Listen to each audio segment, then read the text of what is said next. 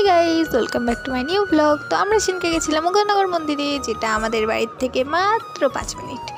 তো আমি গেছিলাম, আমার বান্ধবী গেছিল, আর বান্ধবীর বোন, যে সব সময় ল্যাজ বলতে গেলে এক কথায়। তো এই দেখো মুকুন্দনগর মন্দির, এটা লোকনাথ মন্দির, কত সুন্দর বানিয়েছে। তোমরাও একবার এসো, আর এই দেখো ভিউজটা দেখো তোমরা শুধু একবার। আর গঙ্গা জলটা দেখেছো কতটা বেড়েছে, একটুখানি যদি উপরে ওঠে আমাদের বাড়ি চলে আসবে, বন্যা হয়ে যাবে। আমরাও ভিউ দেখছিলাম, সূর্য অস্ত যাওয়ার ভিউ, ভালোই লাগছিল। অনেকদিন পর গিয়েছিলাম ঘুরতে, আর অনেকটা সময় আমরা ওখানে ছিলাম, ফটো তুললাম, ভিডিও বানালাম। তো তোমরাও চাইলে একবার ঘুরে যেতে পারো, বেশ ভালোই জায়গা। বলে নাকি এটা ভাইরাল জায়গা, কিন্তু আমাদের বাড়ির পাশেই আমাদের পুরনো জায়গা হয়ে গেছে। অনেকেই যায় এখানে ঘুরতে দূর দূরান্ত থেকে। আর জাগ্রত মন্দির, সবাই পুজো দেয় এখানে। হচ্ছে শিব কালীর মন্দির আছে, ষাঁড়ের মন্দির আছে, লোকনাথ মন্দির আছে, আরেকটা শিব মন্দির আছে, অনেক মন্দির। বাই, ভালো থেকো।